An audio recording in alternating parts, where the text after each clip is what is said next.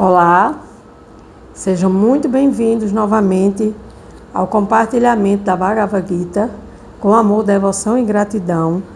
Vamos iniciar o capítulo 2. Capítulo 2 da Bhagavad Gita, como ele é.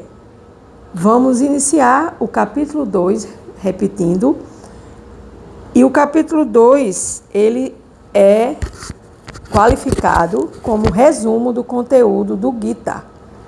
Então, esse resumo, nós fizemos a introdução do Srila Prabhupada, que organizou todo o Bhagavad Gita do sânscrito para a língua inglesa, e da língua inglesa se difundiu para as demais línguas. Hoje é um dos livros mais lidos neste mundo, mas pouco praticado. Porque se praticarmos o que está escrito aqui na Canção do Supremo, com certeza iremos obter a verdadeira vida espiritual, a verdadeira vida do espírito. Então, o conteúdo do Gita, ele traz as palavras de Srila Prabhupada juntamente com os versos. E vamos dando sequência aqui ao nosso estudo, o nosso compartilhamento, e eu vou fazer agora minhas reverências. Gyana Timirandasya, Gyana Jana Salakaya, Chakshu Militan Yena Tasmai, Shri Guru Vera Maha, Om. O Om é o som da criação do universo, é o símbolo do Om. E nós devemos manter o respeito por ele, porque ele é o som da criação universal. O som pronunciado pela criação e pelo Criador de todos os universos. Embora eu tenha nascido na mais escura região da ignorância, a tradução do mantra que eu acabei de entoar, meu mestre espiritual abriu meus olhos com a tocha do conhecimento transcendental. A tal mestre espiritual, eu presto as minhas respeitosas reverências. Jaya Gurudeva Krishna. Krishna é Deus. Na filosofia védica é tido como o todo atrativo, todo atraente. E Jaya Srila Prabhupada, que trouxe a consciência de Krishna para o Ocidente e fundou a Sociedade Internacional para a Consciência de Deus, para a consciência de Krishna, porque nós não temos consciência de Deus, nós temos consciência da matéria. Portanto, a gente precisa se organizar em consciência de Deus, em consciência de Krishna, para que a gente tenha esse pertencimento dentro desta sociedade. E este mantra, ele traz toda essa concepção de que a gente, com a tocha do conhecimento transcendental, nós, almas condicionadas, com a tocha do conhecimento transcendental, nós vamos abrir uma passagem para que o conhecimento transcendental transborde em nossas vidas. Então, o capítulo 2, resumo do conteúdo do Gita, da Canção do Supremo, nos diz: Sanjaya disse, vendo Arjuna cheio de compaixão, com sua mente deprimida e seus olhos rasos de água, Madhusudana Krishna disse as seguintes palavras. Então vamos ouvir aqui o que Madhusudana, um dos nomes para Deus, para Krishna, na filosofia védica, ele fala: compaixão, lamentação e lágrimas materiais são sinais de que se ignora o que é o verdadeiro eu. Então, só nesse início aqui dessas palavras, nós podemos saber que quando a gente fica nesse estado de oh meu Deus, por que eu fiz isso, por que eu não fiz aquilo, por que eu perdi tempo, por que eu não escutei a Bhagavad Gita, por que eu estou passando por isso, Deus é injusto, lamentação. Aí vem as lágrimas que nos colocam numa posição de vítima. São sinais que se ignoram o que é o verdadeiro eu. O que é o verdadeiro eu? Vocês sabem o que é o verdadeiro eu? Claro que o verdadeiro eu não é o nosso corpo, e sim o verdadeiro eu é a nossa alma. Então, quando a gente passa por esses estágios, a compaixão nesse sentido aqui não está no sentido da gente ter compaixão dos outros, mas de compaixão de nós mesmos, porque muitas vezes a gente fica nesse ato de compadecência nossa, nos colocando num patamar de vitimismo, onde aqui no planeta Terra, nesse mundo material, não existe vitimismo, existe aprendizado. Então, compaixão pela alma eterna é autorrealização. Então, quando a gente olha para o nosso eu eterno, que é a nossa alma, a gente vai se autorrealizar. Autorrealização só se dá no conhecimento transcendental acerca do absoluto, acerca de quem nós somos, qual é a nossa relação com o absoluto, e quando eu sair desse corpo, para onde eu me destino, diante do que eu faço e do que eu deixo de fazer, daquilo que eu preciso fazer e daquilo que eu deixo de fazer. A palavra Madhusudana é significativa neste verso. O Senhor Krishna matou o demônio Madhu e agora Arjuna queria que Krishna destruísse-lhe o equívoco. Demônio este que o derrubara no cumprimento do seu dever. Então, muitas vezes a palavra demônio, ela tem uma conotação cristã, porque ela pertence ao cristianismo. Demônio, qualidade demoníaca. Mas quando a Bhagavad Gita foi traduzida para o português, de certo, pessoas cristãs ajudaram a fazer essa tradução para o português e colocaram essas palavras aqui, demônio, qualidade demoníaca, como tem no capítulo, acho que é 16 ou é 17 da Bhagavad Gita, mais na frente, que se fala das qualidades divinas e qualidades demoníacas. Então, Krishna, ele derrota todos os demônios.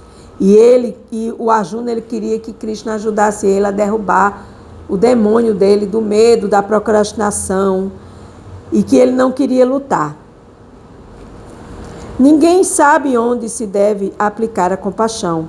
Compaixão pela roupa de um homem que está se afogando é absurda.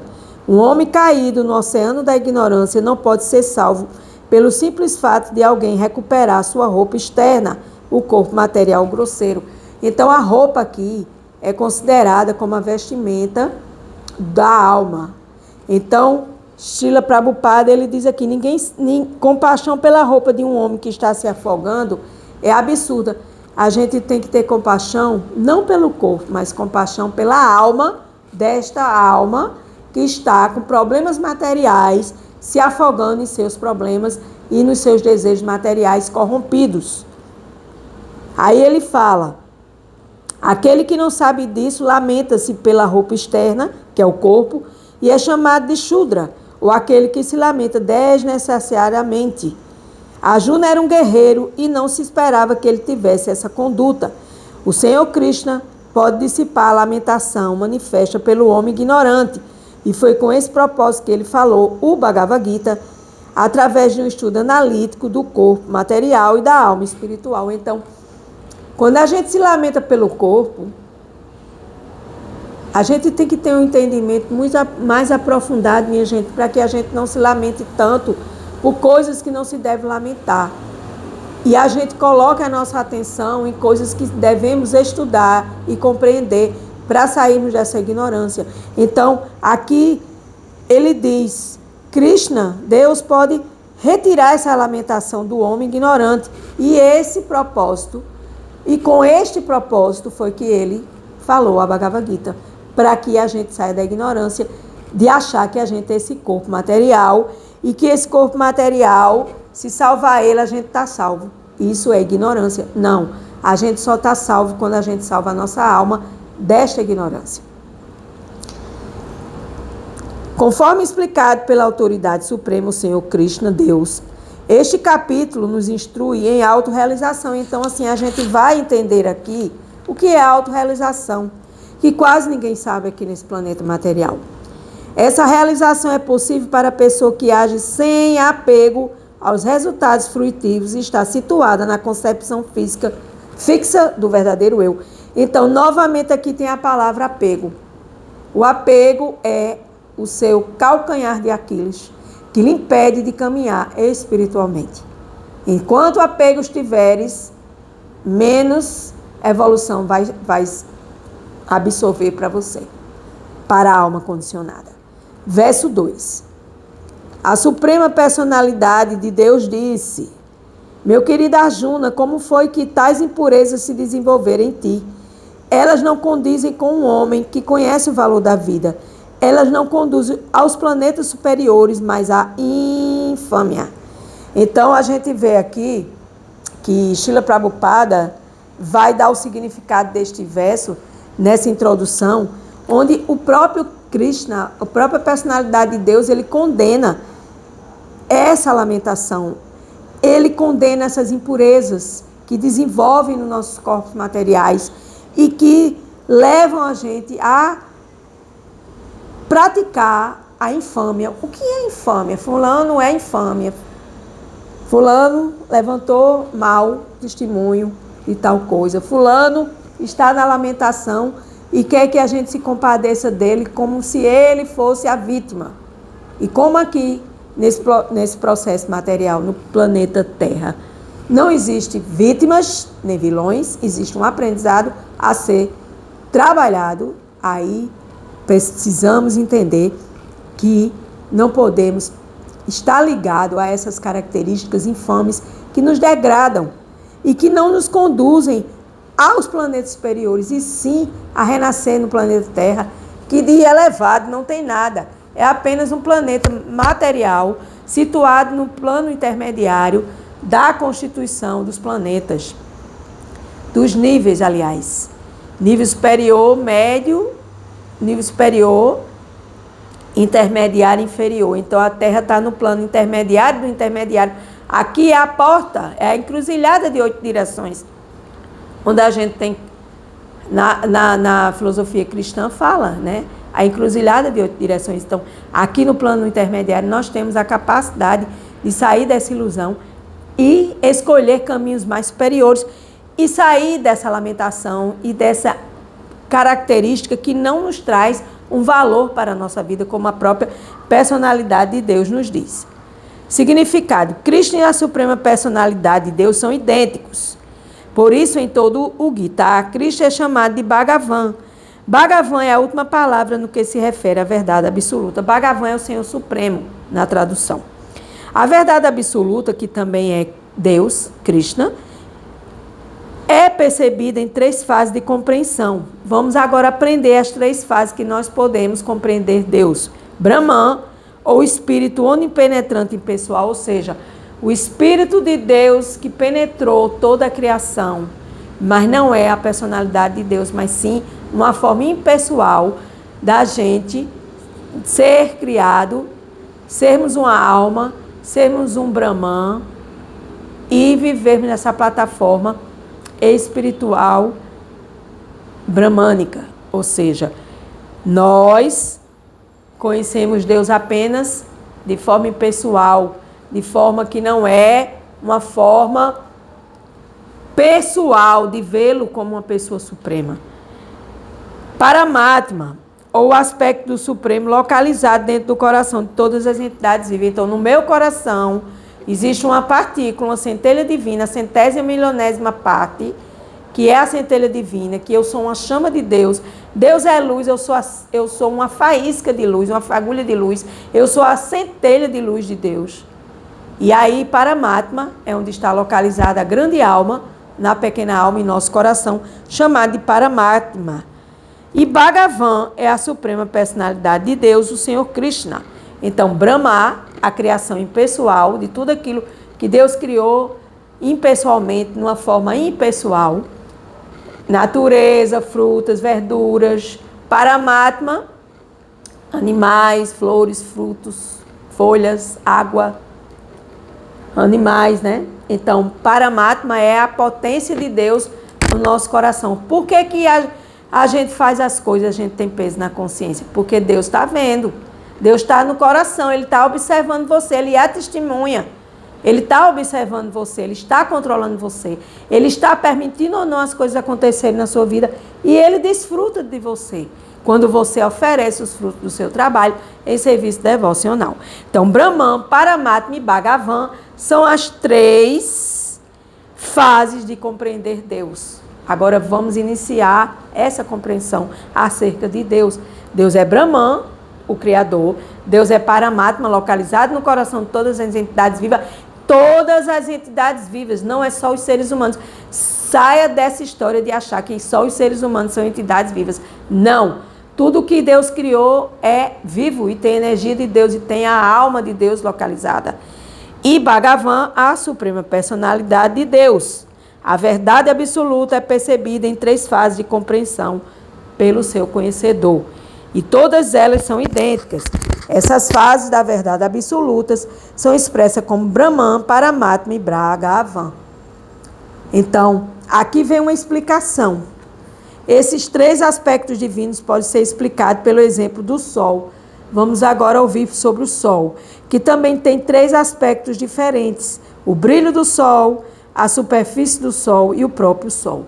O brilho do Sol é Brahman, a superfície do Sol é Paramatma, localizado, e o próprio Sol é Deus. Quem estuda apenas o brilho do Sol é principiante. Quem entende a superfície do Sol está mais adiantado, e aquele que pode entrar diretamente no Sol é o mais elevado. Os estudantes comuns que se satisfazem com a simples compreensão do brilho do Sol, sua penetração universal e a refulgência deslumbrante de sua natureza impessoal, podem ser comparados àqueles que podem entender apenas o aspecto Brahman da verdade absoluta. Então, a gente está estudando a Bhagavad Gita, a gente está lendo a Bhagavad Gita, estudando, a gente tem que começar a entender que Deus tem 3 aspectos: Brahman, pessoal, Paramatma, localizado, e Bhagavan, como a pessoa suprema.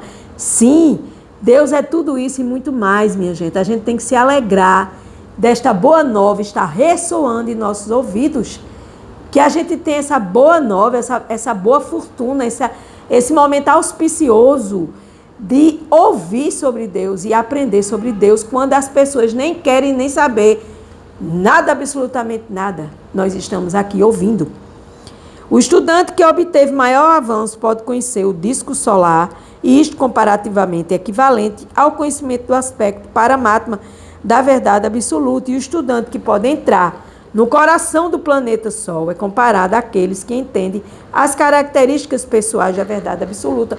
Ou seja, você querer ficar só apenas com o aspecto impessoal de Deus é muito periférico diante de tanto que a gente pode conhecer Deus, diante do tanto que Deus pode nos dar de conhecimento. Quando a Bhagavad Gita foi falada por ele, e estamos aqui tendo essa oportunidade de entender que existe 3 aspectos de Deus, vou repetir: Brahman, o aspecto impessoal de tudo que foi criado impessoalmente, inclusive a alma também é uma criação impessoal de Deus. Paramatma está localizado, Deus está localizado no nosso coração, por isso que ele vê tudo. Você pode enganar quem você quiser, menos a Deus, porque Deus está localizado no seu coração. E Bhagavan é a pessoa suprema. Que glória saber que Deus é uma pessoa. Jesus já diz: vós sois a imagem e semelhança de Deus. Não é isso que Jesus diz? Então, se Jesus diz isso, nós somos uma pessoa, Deus fez a gente, a imagem e semelhança dele. Ele é uma pessoa, só que ele é a pessoa suprema, ele é Bhagavan, a pessoa suprema. Então, aqui ele diz: a palavra sânscrita, Bhagavan, é explicada pela grande autoridade, um sábio chamado de Parasaramuni, o pai de Vyasadeva, que é outro sábio. A personalidade suprema que possui toda a riqueza. Vamos agora às principais características de Deus, das opulências de Deus. Opulências de Deus. Quais são as opulências de Deus? Riqueza, força, fama, beleza, conhecimento e renúncia, que chama-se Bhagavan, a personalidade suprema. Então, a personalidade suprema, ele tem riqueza ilimitada, ele tem força ilimitada, ele tem fama ilimitada, beleza ilimitada, conhecimento ilimitado e renúncia ilimitada. E nós queremos ter tudo isso, não é verdade? A gente quer ser rico, quer ser forte, quer ser famoso, quer ser belo, a gente quer ser sábio, ter todo conhecimento, a gente quer praticar renúncia, renunciar a um monte de coisa, e a gente não renuncia a nada, a gente não renuncia nem a estudar Bhagavad Gita. Então, nós não podemos ser Deus. Deus é que tem tudo isso ilimitadamente. Há muitas pessoas que são muito ricas, poderosas, belas, famosas e eruditas e desapegadas, mas ninguém pode alegar que possui toda a riqueza, toda a força e toda a beleza. Inteiramente. Somente Krishna, Deus, pode afirmar isso, pois ele é a suprema personalidade de Deus. Nenhuma entidade viva, incluindo Brahma, a primeira criatura criada por Deus, chama-se Brahma. O Senhor Shiva, que também é o departamento da aniquilação divina. Ou Narayana, a personalidade de Deus, que também é outro aspecto de Krishna. Narayana, a personalidade dos planetas celestiais. Personalidade de Deus em outros departamentos. Deus se divide em vários departamentos, mas ele é apenas um só. Pode possuir opulências tão completamente como Krishna, como Deus. O próprio Senhor Brahma concluiu na Brahma Samhita que o Senhor Krishna é a suprema personalidade de Deus. Ninguém é igual ou superior a ele. Ele é o Senhor primordial, a pessoa suprema, conhecido como Govinda, o reservatório de todo prazer e de todo amor. Deus é amor e ele é a causa suprema de todas as causas.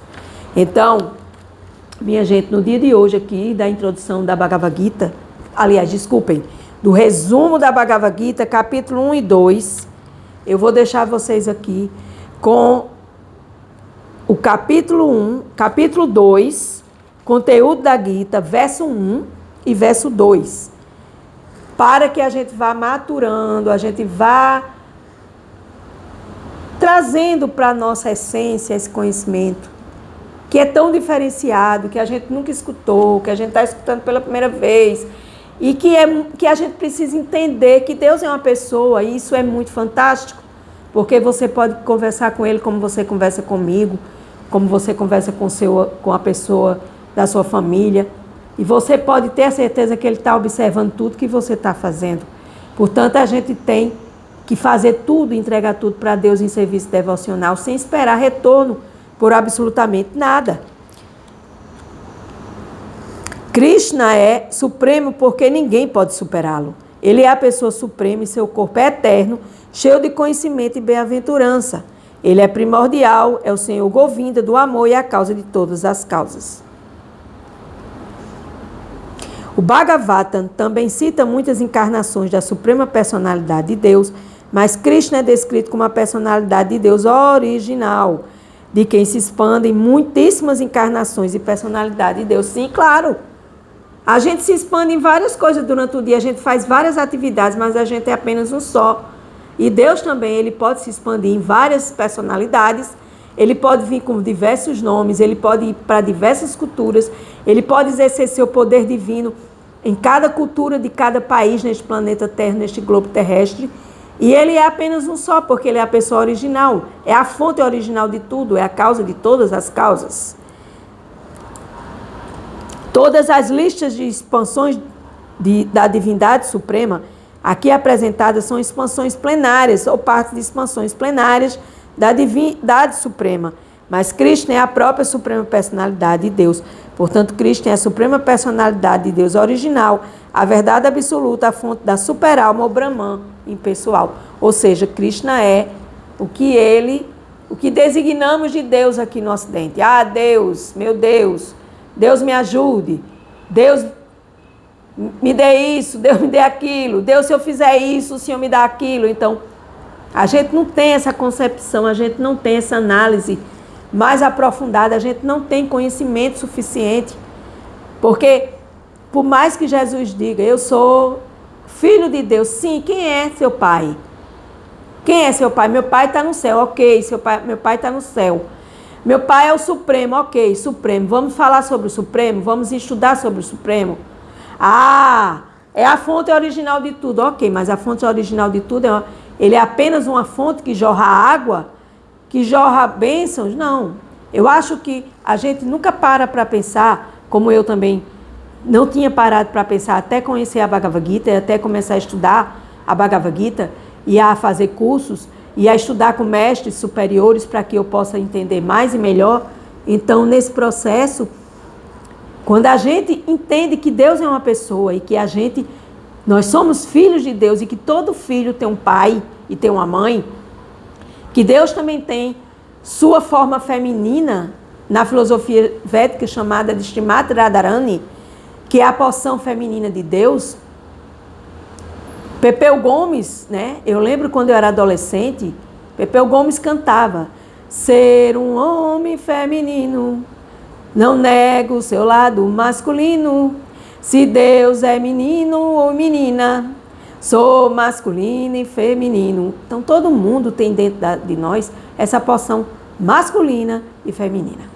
Mas às vezes a gente não aceita e a gente quer modificar o quê? O corpo, porque a alma ela não pode ser modificada. O que pode ser modificado com artefatos é o corpo.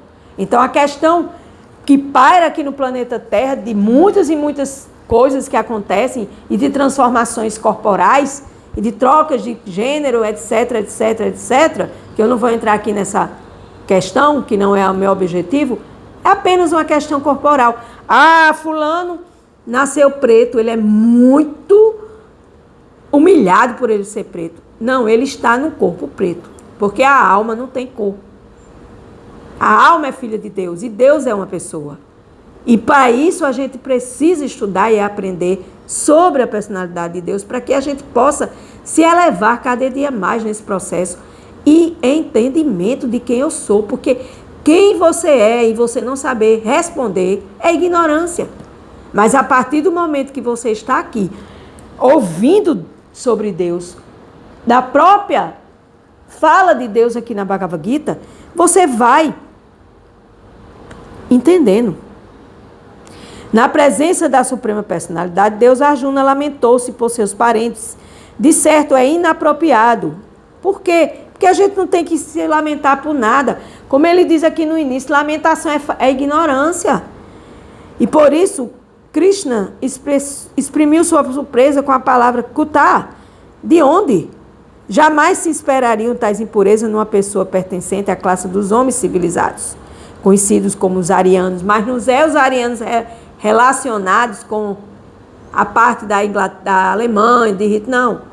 Ali foi uma coisa que pegaram, já vieram da filosofia védica, foram lá nessa palavra, porque eu já estudei sobre isso com os mestres. Então, a palavra Aryan aplica-se a pessoas que conhecem o valor da vida e têm uma civilização baseada na percepção espiritual. Então, arianos, que Hitler queria que tivesse só uma raça ariana na Terra, equivocadamente, né? Loucamente, focado no corpo, né? Significa que na filosofia védica que são pessoas que conhecem o valor da vida e vivem numa civilização baseada no espírito, na alma e não na matéria. As pessoas que se deixam levar pela concepção de vida material não sabem que o objetivo da vida é entender a verdade absoluta, Bhagavan, a pessoa suprema, e estão cativadas pelos aspectos externos do mundo material. E assim, em consequência do que não conhecem o que é libertação. Vão ficar presas, vindo e voltando aqui nesse corpo. Porque acham que é o corpo, se apegam ao corpo, se apegam aos prazeres, e quando saem do corpo, saiu do corpo com apego às coisas da terra, volta novamente. Jamais voltará aqui quando você sair daqui apegado a Deus, porque você irá habitar o planeta de Deus, os planetas superiores. Krishna também disse isso no primeiro verso aqui do capítulo 2. Quem não sabe como libertar-se do cativeiro material é chamado de não ariano, ou seja, que não vive numa civilização onde o espírito é primordial, a alma é primordial antes do que o corpo. Então a gente é civilizado aqui no planeta material, poucos são civilizados, poucos entendem que nós não somos o corpo e somos uma alma, poucos e poucos e poucos. Embora Arjuna fosse um guerreiro, estava fugindo dos seus deveres prescritos ao recusar-se a lutar. Esse ato de covardia é descrito como apropriado para os não civilizados. Essa recusa ao dever não ajuda no progresso da vida espiritual e tampouco oferece a alguém a oportunidade de ficar famoso neste mundo. O Senhor Krishna não aprovou a aparente compaixão que Arjuna sentia pelos seus parentes. Jesus tem um ensinamento na Bíblia que ele diz, chegam lá e diz assim, sua mãe está aqui com seus irmãos. Aí ele diz, quem é minha mãe e quem são meus irmãos? Pode procurar que você vai achar isso na Bíblia. Então, quando Jesus diz quem é meu irmão, quem são meus irmãos e quem é minha mãe, Jesus está justamente se referindo à alma, que a alma ela tem uma família temporária, ela tem um corpo temporário, e para isso a gente tem que praticar o desapego para poder entender isso mais e mais profundamente. Então, resumo do conteúdo da Gita, capítulo 2, versos 1 e 2, para a iniciação do entendimento sobre Deus, Krishna e suas 3 expansões, impessoal, localizada e de personalidade suprema. Com gratidão, eu encerro mais um dia da Bhagavad Gita. Gratidão.